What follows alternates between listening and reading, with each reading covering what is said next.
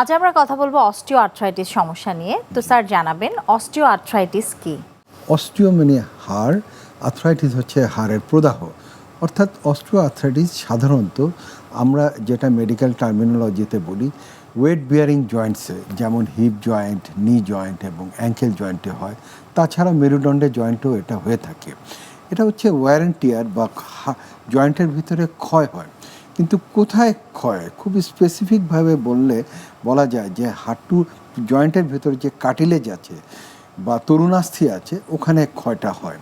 তাছাড়াও এখানে যে ফ্লুইডটা থাকে, যেটাকে আমরা মেডিকেলে বলি যে সাইনোভিয়াল ফ্লুইড, সেটার ঘনত্ব কমে যায় এবং পরিমাণেও কমে যায়।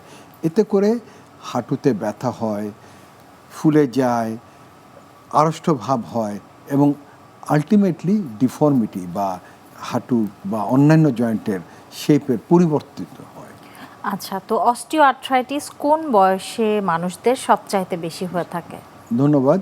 সাধারণত 50 ঊর্ধ্ব বয়সে উভয়ই মহিলা এবং পুরুষদের এটা হয়ে থাকে। তবে মহিলাদের একটু বেশি হয়, এজন্য সেটা হচ্ছে হরমোনাল কারণে। অর্থাৎ মেনোপজের পরে যখন তার ইস্ট্রোজেন কমে যায় তখন হাড়ের ক্ষয় শুরু হয়ে যায়